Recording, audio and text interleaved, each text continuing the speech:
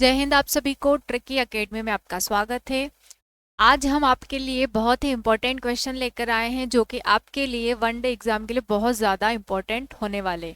ये जो क्वेश्चंस है ये बायोलॉजी से रिलेटेड है। हम डेली बायोलॉजी के कुछ क्वेश्चंस डालने वाले हैं जो कि आपकी हर एग्जाम के लिए, जो भी वनडे एग्जाम हो, कोई भी एग्जाम हो, सभी के लिए बहुत ही इम्पोर्टेंट रहने वाले हैं। आप अगर पूरा थ्योरी ना पढ़ सकते, आप इन क्वेश्चंस को अगर अच्छे से कर लेते हैं तो आपकी एग्जाम के क्वेश्चन आपसे पूरी पूरी तरीके से बन पाएंगे। ठीक है, क्योंकि यहाँ हम आपको डिस्क्रिप्शन भी बताएंगे हर क्वेश्चंस का। तो पहला जो क्वेश्चन है वो है जीवन की मूलभूत इकाई यानी कि बेसिक यूनिट क्या होती है। ऑप्शन है कोशिका, अंग, ऊतक और नाभिक। मैंने जब कोशिका वाला चैप्टर पढ़ाया था तब आपको बताया था कि मानव की मूलभूत संरचनात्मक और कार्यात्मक इकाई क्या होती है, कोशिका होती है। ठीक है, क्या होती है, कोशिका। तो इसका जो सही आंसर आएगा वो क्या आएगा, कोशिका। कोशिका क्यों होती है, क्योंकि मानव शरीर की जो उत्पत्ति होती है वो एक जायगोट से होती है। और जायगोट क्या है, जायगोट एक कोशिका है। वही जायगोट फिर धीरे धीरे करके एम्ब्रियो में कन्वर्ट होता है यानी कि भ्रूण में, और वही भ्रूण फिर आगे चलकर बच्चे के रूप में बदल जाता है। तो मूलभूत इकाई क्या हो गई है, कोशिका। कोशिका का जो अध्ययन होता है, अध्ययन क्या कहलाता है, कोशिका का अध्ययन कहलाता है साइटोलॉजी। साइटोलॉजी कहते हैं कोशिका के अध्ययन को। और मानव शरीर की सबसे बड़ी, मानव शरीर की सबसे बड़ी जो कोशिका है वो क्या है, सबसे बड़ी कोशिका वो क्या होती है, वो ओवम होती है। ठीक है, ओवम यानी कि अंडाणु। ओवम इसी को कहा जाता है अंडाणु। इसी प्रकार से मानव शरीर की सबसे छोटी कोशिका, मानव शरीर की सबसे छोटी कोशिका जो होती है वो स्पर्म होते हैं यानी कि इनको कहा जाता है शुक्राणु। इनको शुक्राणु कहा जाता है।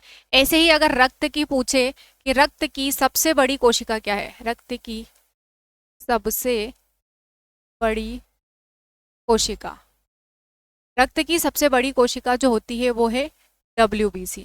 और सेम सबसे छोटी कोशिका जो होती है रक्त की वो क्या होती है, RBC। ठीक है, ये आपको मैंने अभी बताया है, पिछली क्लास में मैंने आपको नहीं बताया था, ये डिस्क्रिप्शन के साथ में मैं आपको बता रही हूँ। अगर इसी तरीके से पूछे कि संसार की सबसे बड़ी कोशिका कौन सी है, संसार की सबसे बड़ी कोशिका, यहाँ से आपके बहुत सारे क्वेश्चन क्लियर हो जाएंगे।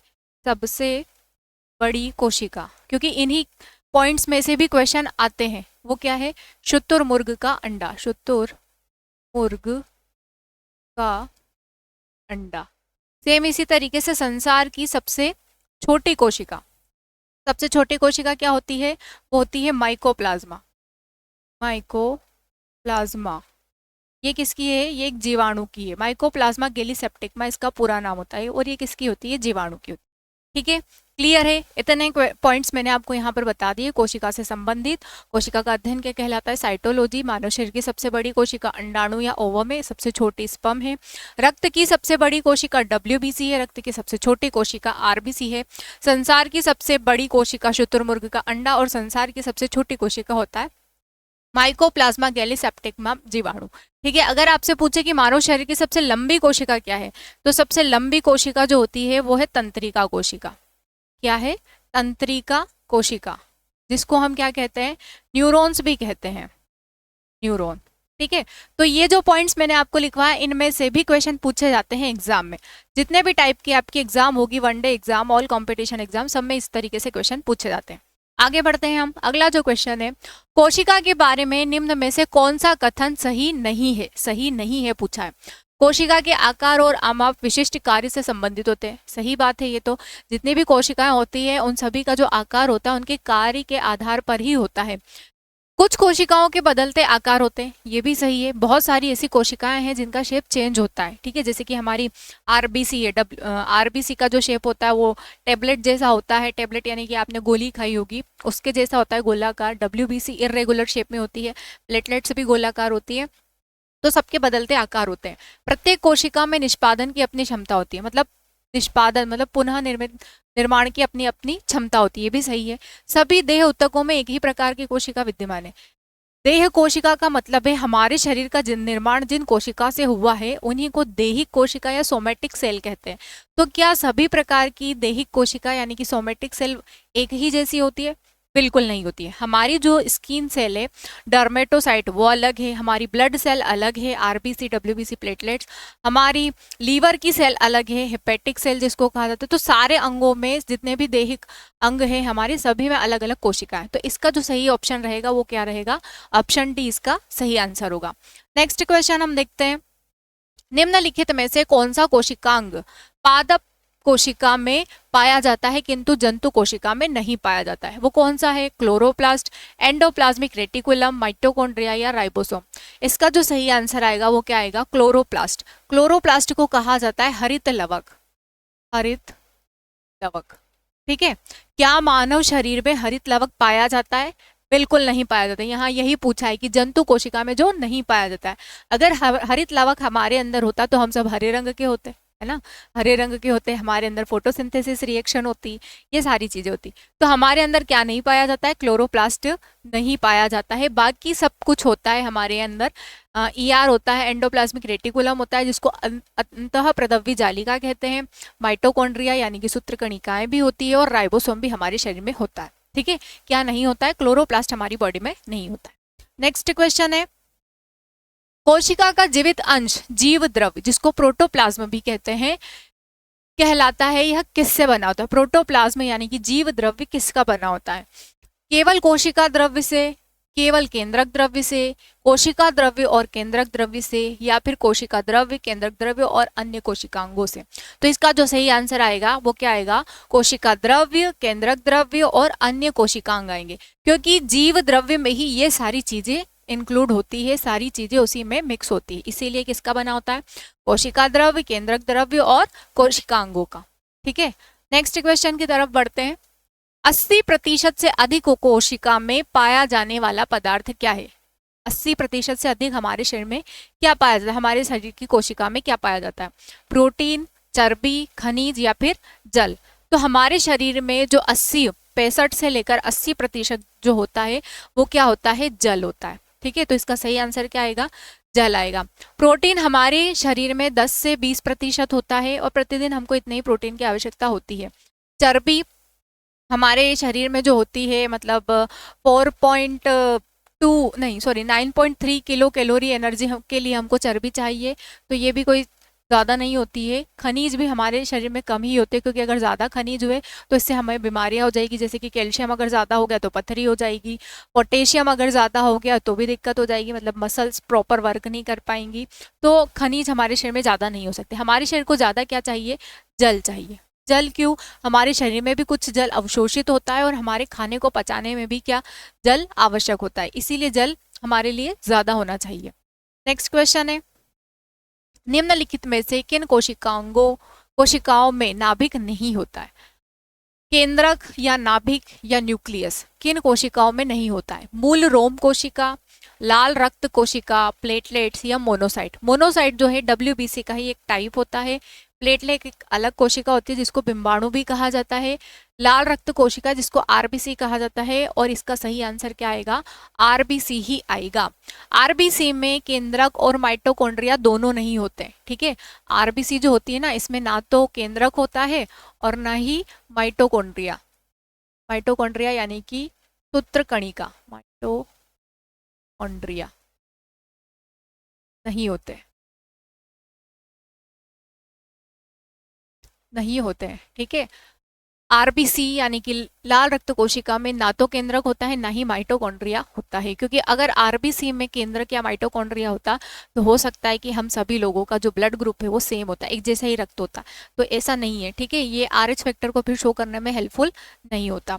आरएच फैक्टर हमारे ब्लड के अंदर जो भी पॉजिटिव नेगेटिव चार्ज होते हैं, जैसे कि ए पॉजिटिव ए नेगेटिव, ये सारी चीज़ें शो करता है, B positive B negative, A B positive A B negative, तो ये सारी चीज़ें फिर नहीं हो पाती अगर केंद्रक या माइटोकॉन्ड्रिया इसमें होता तो आरबीसी इसका सही आंसर होगा। नेक्स्ट क्वेश्चन है, निम्न में से कौन से कोशिकाओं के आत्मघाती वेग कहे जाते हैं? कौन से कोशिकाओं को आएगा इसमें, को आत्मघाती वेग कहे जाते हैं? लाइसोसोम्स, राइबोसोम्स, डिक्टोसोम्स या फेगोसोम्स? लाइसोसोम इसका सही आंसर होगा। क्यों होगा लाइसोसोम्स, क्योंकि लाइसोसोम्स के अंदर होते हैं हाइड्रोलिटिक एंजाइम। लाइसोसोम जो होता है हमारी बॉडी में एक पाउच जैसा स्ट्रक्चर होता है और ये हाइड्रोलिटिक एंजाइम इसी पाउच के अंदर भरे होते हैं। ये अपने आप को डाइजेस्ट करने की क्षमता रखते हैं, मतलब कैपेसिटी रखते हैं। अगर ये पचते नहीं है खुद के द्वारा तो फिर ये थैली में हाइड्रोलिटिक एंजाइम की क्वांटिटी बहुत ज़्यादा बढ़ जाती है और एक टाइम पे ये थैली फट जाती है। थैली फटने की वजह से ये हाइड्रोलिटिक जो एंजाइम होते हैं पस में बदल जाते हैं और ये हमारे सारे के सारे शरीर के अंगों को खराब कर देते हैं, जिससे व्यक्ति की मौत हो जाती है। इसीलिए इसको क्या कहा जाता है, आत्महत्या की थैली या आत्मघाती थैली। ठीक है, तो सही आंसर क्या आएगा इसका, लाइसोसोम्स आएगा। राइबोसोम जो होते हैं हमारे शरीर में प्रोटीन का निर्माण करने में सहायक होते हैं, बाकी लाइसोसोम इसका सही आंसर होगा। नेक्स्ट क्वेश्चन है, निम्नलिखित कोशिका अंगकों में से कौन सा एक अर्धपारगम्य है? ऐसा कौन सा अंग है जो अर्धपारगम्य, सेमी परमिएबल, यानी कि थोड़ा बहुत धुंधला सा आर पार सा दिखाई देने वाला होता है, या जिसमें थोड़े बहुत कोशिकांग जो होते हैं वो आधे धसे हुए होते हैं? तो उसका सही आंसर क्या आएगा, कोशिका झिल्ली, प्लाज्मा झिल्ली, कोशिका भित्ति या केंद्रक। इसका जो सही आंसर आएगा वो क्या आएगा, कोशिका झिल्ली। कोशिका झिल्ली जो होती है ये अर्धपारगम्य झिल्ली होती है और किसकी बनी होती है, लिपिड प्लस प्रोटीन की बनी होती है। ये एग्जाम में क्वेश्चन पूछा जाता है कि कोशिका झिल्ली किसकी बनी होती है, तो लिपिड प्लस प्रोटीन की बनी होती है, इसीलिए इसको लाइपोप्रोटीन भी कहा जाता है। लाइपोप्रोटीन, लाइपोप्रोटीन भी कहा जा सकता है इसको। ठीक है, तो इसमें सही आंसर क्या आएगा, कोशिका झिल्ली, या इसी को इंग्लिश में कहा जाता है सेल मेम्ब्रेन। कार्य क्या होता है इसका, इसका कार्य होता है हमारे शरीर के अंगों की सुरक्षा करना। हमारे शरीर में जितने भी अंग होते हैं उन सभी अंगों के ऊपर कोशिका झिल्ली पाई जाती है ताकि वो उन अंगों की सुरक्षा करे। और ये जो झिल्ली होती है बिल्कुल एकदम पतली सी शीट की तरह होती है, पतली पॉलीथीन आपने देखी होगी, बिल्कुल इसी तरीके से ये झिल्ली होती है। तो ये लिपिड प्लस प्रोटीन की बनी होती है और ये एग्जाम में कई बार क्वेश्चन पूछा जाता है कि कोशिका झिल्ली किसकी बनी होती है, लाइपोप्रोटीन रहेगा या तो ऑप्शन में, या फिर लिपिड प्लस प्रोटीन। लिपिड जो होते हैं ये वसा ही होती है, वसा को ही लिपिड भी कहा जाता है, या फेट को लिपिड कहते हैं। नेक्स्ट क्वेश्चन है, निम्नलिखित में से किसको कोशिका का पावर प्लांट भी कहा जाता है? पावर प्लांट, ठीक है, मतलब कि जो ऊर्जा देने वाला प्लांट है वो किसको कहा जाता है? गोल्जी काई, राइबोसोम, माइटोकॉन्ड्रिया या लाइसोसोम। आपने शायद 6th क्लास में भी पढ़ी होगी, 9th क्लास में भी पढ़ी होगी, 10th क्लास में भी एक रिएक्शन पढ़ी होगी, C6H12O6 plus 6O2 6CO2 plus 6H2O plus ATP। ये जो होती है ये रेस्पिरेशन इक्वेशन होती है। इसके अंदर हमारा जो फूड है वो ग्लूकोज में कन्वर्ट होने के बाद में उसका ऑक्सीडेशन होता है। ठीक है, ऑक्सीडेशन होने के बाद में ये प्रोडक्ट क्या बनाता है, उत्पाद क्या बनाता है, कार्बन डाइऑक्साइड, वाटर और एटीपी। ये जो कार्बन डाइऑक्साइड होती है ये हमारे शरीर से रिलीज हो जाती है, मतलब हमारे शरीर से बाहर निकल जाती है। वाटर जो इसमें बचता है ये एब्जॉर्ब हो जाता है, हमारे शरीर के द्वारा ये अवशोषित कर लिया जाता है। बचता क्या है, एटीपी। और एटीपी किसके फॉर्म में होती है, एनर्जी के फॉर्म में। जब ये एनर्जी के फॉर्म में एटीपी बचता है तो ये स्टोर हो जाता है कहाँ पर, ये स्टोर हो जाता है माइटोकॉन्ड्रिया में। ठीक है, तो इसका जो सही आंसर आएगा वो क्या आएगा, ऑप्शन सी। यही स्टोर होता है कहाँ पर, माइटोकॉन्ड्रिया में। इसीलिए माइटोकॉन्ड्रिया को क्या कहा जाता है, कोशिका का पावर प्लांट, या फिर कोशिका का शक्ति ग्रह, या फिर कोशिका का ऊर्जा ग्रह, या कोशिका की ऊर्जा मुद्रा भी इसी को कहा जाता है। ठीक है, एनर्जी करेंसी ऑफ सेल किसको कहा जाता है, माइटोकॉन्ड्रिया को। माइटोकॉन्ड्रिया का जो हिंदी नाम है, हिंदी नाम क्या है वो भी कभी कभी दे दिया जाता है, सूत्र कणिका। ठीक है, जो व्यापम की एग्जाम होती है ना, वनडे एग्जाम, उसके अंदर हिंदी नाम ही ज्यादातर दिए जाते हैं इन चीजों के, तो आपको हिंदी और इंग्लिश दोनों पर फोकस करना है। नेक्स्ट क्वेश्चन है, कोशिका का शक्ति स्रोत होता है, अभी मैंने बताया था कोशिका का शक्ति ग्रह या ऊर्जा ग्रह किसको कहा जाता है, माइटोकॉन्ड्रिया। ऑप्शन बी इसका सही आंसर होगा। नेक्स्ट क्वेश्चन, मानव शरीर में मौजूद निम्नलिखित कोशिकाओं में से किसमें माइटोकॉन्ड्रिया नहीं पाया जाता है? अभी अभी मैंने बताया था आपको पिछले क्वेश्चंस में कि एक कोशिका है जिसमें ना तो केंद्रक होता है ना ही माइटोकॉन्ड्रिया होता है, और वो कोशिका कौन सी होती है, लाल रक्त कोशिका, यकृत कोशिका, मांसपेशी कोशिका, या फिर श्वेत रक्त कोशिका। अभी अभी बताया था, आंसर क्या है इसका, लाल रक्त कोशिका। लाल रक्त कोशिका में ना तो केंद्रक होता है और ना ही माइटोकॉन्ड्रिया होता है। सही आंसर क्या आएगा इसका, ऑप्शन ए। नेक्स्ट क्वेश्चन है, निम्नलिखित में से कोशिका का नियंत्रण कक्ष या केंद्र कौन होता है? केंद्रक, प्लाज्मा, लाइसोसोम या फिर क्रोमोसोम। तो देखो जो कोशिका के अंदर जितने भी प्रकार के कोशिकांग होते हैं उनको मैनेज करने वाला एक बड़ा अंग होता है कोशिका का, और वो बड़ा अंग क्या होता है, केंद्रक होता है। केंद्रक को न्यूक्लियस भी कहा जाता है और नाभिक भी कहा जाता है। यही न्यूक्लियस और नाभिक जो होता है इसी में हमारे आनुवंशिक पदार्थ यानी कि डीएनए और आरएनए पाए जाते हैं, जिसकी वजह से जो भी जेनेटिकली चीजें एक दूसरे में ट्रांसफर्ट होती है वो इसी के माध्यम से होती है, क्योंकि केंद्रक में ही क्या होते हैं, डीएनए। जितने भी टाइप के पेरेंट्स होते हैं, पेरेंट्स के जो भी लक्षण होते हैं, गुण होते हैं, गुण अपने बच्चों में आना, वो किसके माध्यम से होते हैं, डीएनए की वजह से होते हैं। और यही डीएनए किस में होता है, केंद्रक में। ये बड़ा कक्ष होता है, इसीलिए इसको क्या कहा जाता है, नियंत्रक कक्ष कहा जाता है, क्योंकि ये सभी प्रकार के कोशिकांगों को भी नियंत्रण करके रखता है कि किस अंग को किस तरीके से कार्य करना है। तो ऑप्शन ए इसका सही होगा। नेक्स्ट क्वेश्चन है, निम्नलिखित की कोशिका सूक्ष्मतम जीवित कोशिका। अभी अभी मैंने बताया था, फर्स्ट जो क्वेश्चन था हमारा कि जीवन की मूलभूत इकाई क्या होती है, कोशिका होती है, और उसी में मैंने आपको सारी कोशिका बता दी कि सबसे छोटी, संसार की सबसे छोटी कोशिका किसकी होती है, माइकोप्लाज्मा की। ऑप्शन सी इसका सही आंसर आएगा। ठीक है, बैक्टीरियम नहीं आएगा, ब्रेड मोल्ड भी नहीं आएगा, इसका आंसर क्या आएगा, माइकोप्लाज्मा आएगा।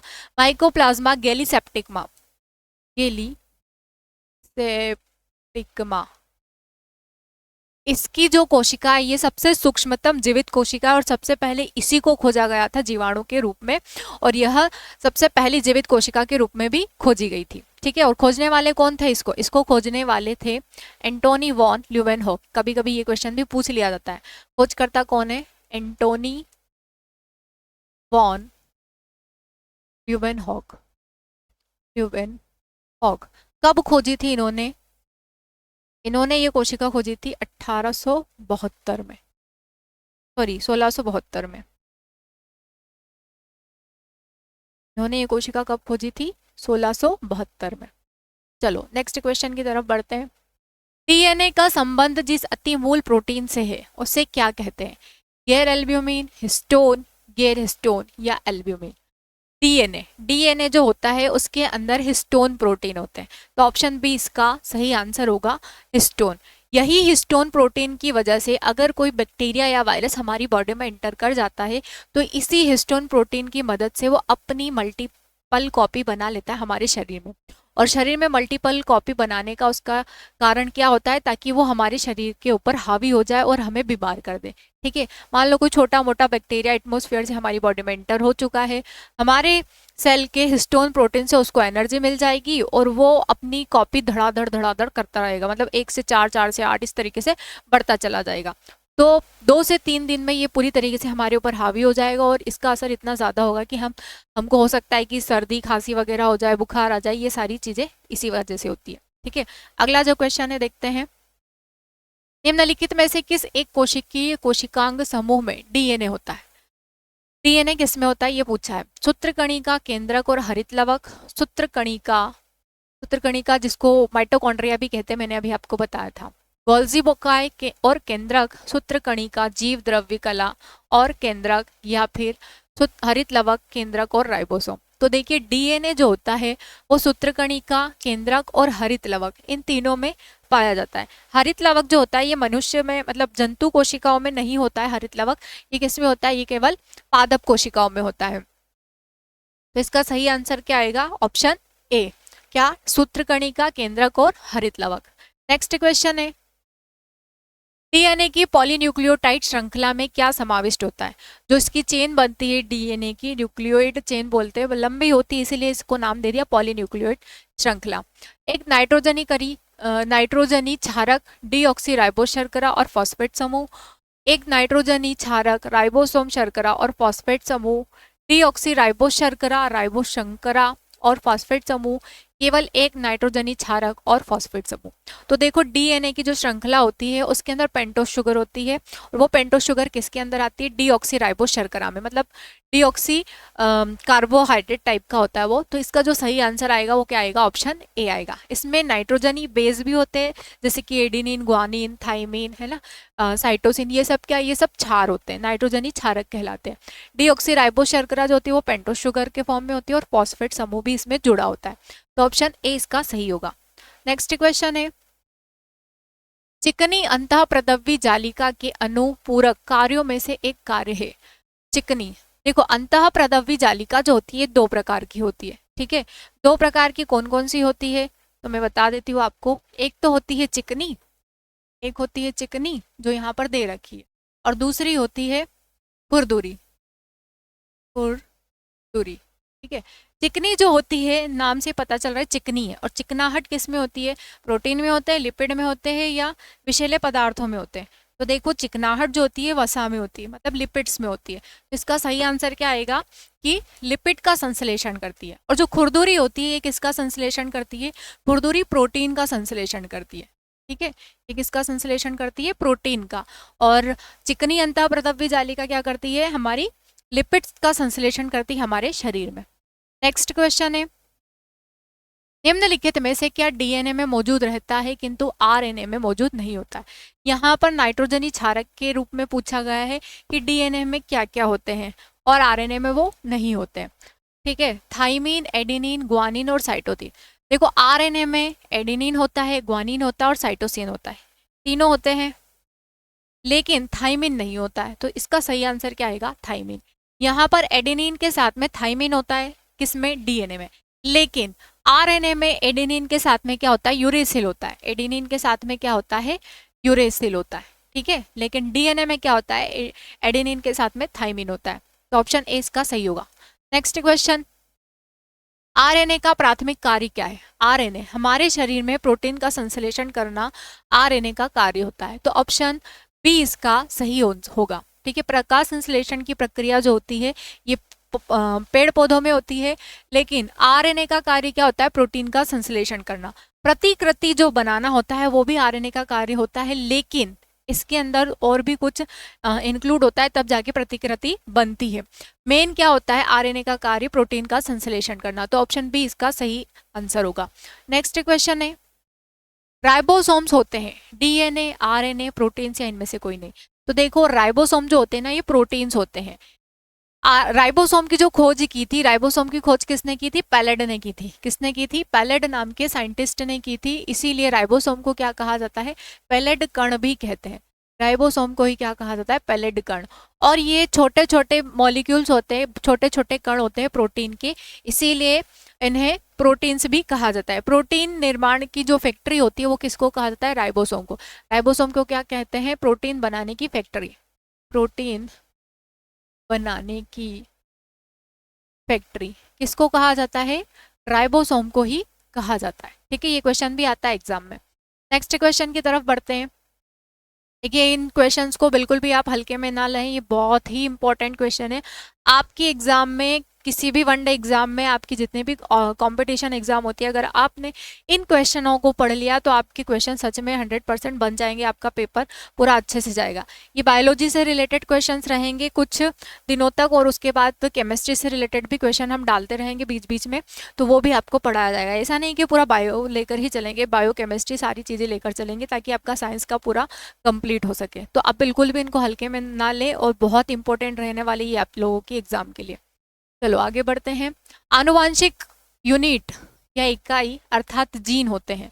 आनुवांशिक इकाई जीन होते हैं केंद्रीय झिल्ली में, कोशिका कला में, लाइसोसोम में या गुणसूत्रों में। मैंने आपको पिछली क्लास में बताया था जो जीन होते हैं वो कहाँ होते हैं, गुणसूत्रों में पाए जाते हैं। गुणसूत्रों में चिपके होते हैं। गुणसूत्रों की जो संरचना होती है धागे नुमा होती है, और उसके ऊपर डॉट डॉट फॉर्म में जीन चिपके होते हैं, और जीन के माध्यम से ही क्या होते हैं, जो भी माता पिता के गुण होते हैं वो बच्चों में आ जाते हैं। अगर आपसे आनुवांशिक पदार्थ पूछे तो आनुवांशिक पदार्थ क्या है, गुणसूत्र होते हैं। लेकिन अगर आपसे आनुवांशिक इकाई के बारे में पूछते हैं तो वो क्या होती है, जीन होते हैं, ठीक है। अगला क्वेश्चन देखते हैं हम। डीएनए की द्विकुंडलिनी संरचना किसके द्वारा दी गई है, डबल हेलिक्स इसको बोलेंगे। इस तरीके की संरचना होती है डीएनए की। तो ये संरचना किसके द्वारा दी गई है, ये संरचना दी गई है वाटसन एंड क्रिक के द्वारा, ठीक है।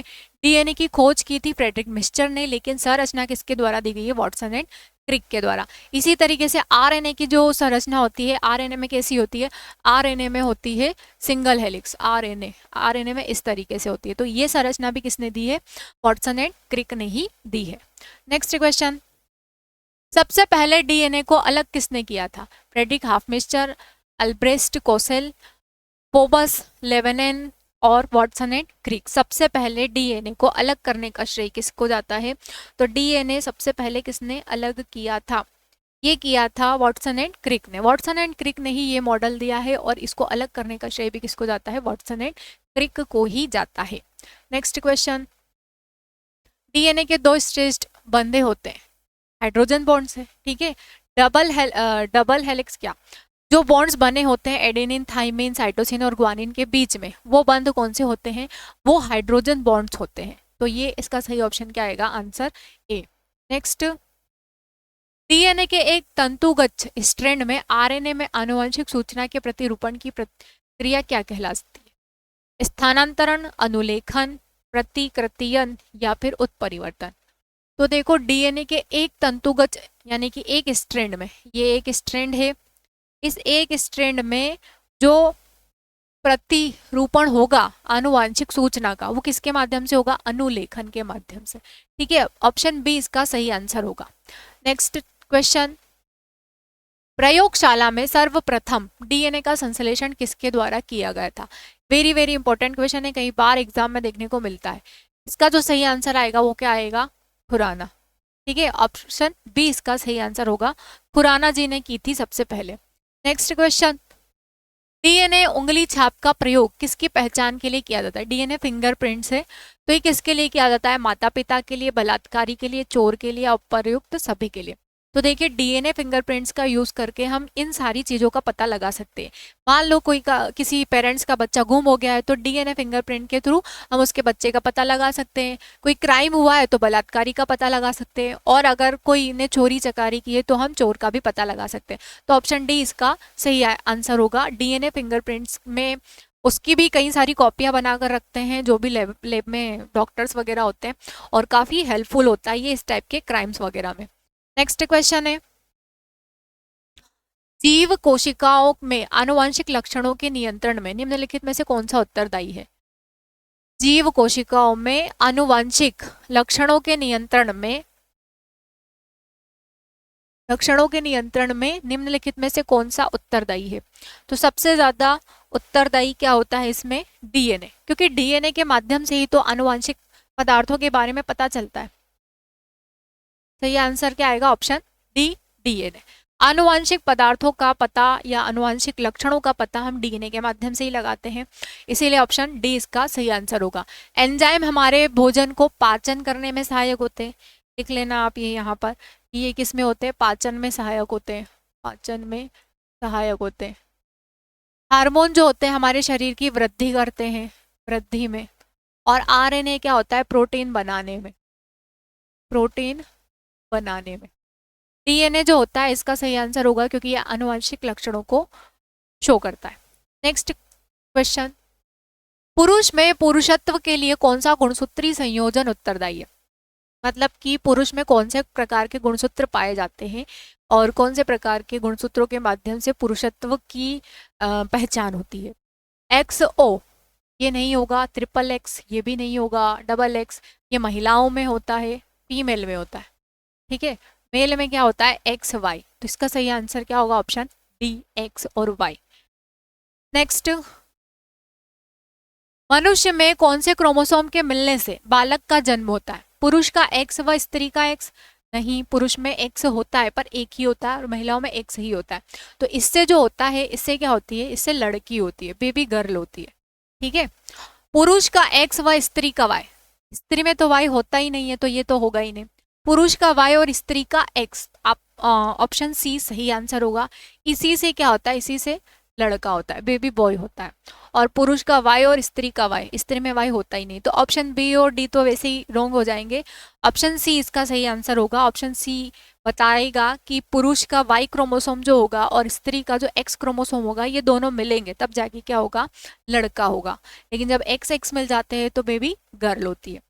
चलिए, आज के जो 30 क्वेश्चंस थे ये कंप्लीट हो गए। हम डेली आपके 30 क्वेश्चंस डालते रहेंगे, बायो से भी, केमिस्ट्री से भी और फिजिक्स से भी, और हम आपको यहाँ पर डिस्क्रिप्शन के साथ समझाएंगे, ताकि आप डिस्क्रिप्शन में और भी चीज़ें पढ़े और आपको अगर उससे रिलेटेड क्वेश्चन आ गए तो आप आसानी से सॉल्व कर सके। तो आपको अगर हमारा पढ़ाया हुआ अच्छा लगा है, हमारा डिस्क्रिप्शन अच्छा लगा है, तो प्लीज़ हमारे चैनल को ज़्यादा से ज़्यादा लाइक करें, शेयर करें एंड सब्सक्राइब करें। क्योंकि अगर आपको अपनी तैयारी जारी रखनी है, अच्छे से करनी है, तो प्लीज़ आप ज़्यादा से ज़्यादा शेयर करेंगे, लाइक करेंगे और सब्सक्राइब करेंगे हमारे चैनल को, तो हम भी मोटिवेट होंगे और ज़्यादा चीज़ें आपके लिए लेकर आएंगे। तो बने रहें आप लोग ट्रिकी एकेडमी के साथ में। अगली क्लास में फिर मुलाकात होगी, तब तक के लिए जय हिंद, धन्यवाद।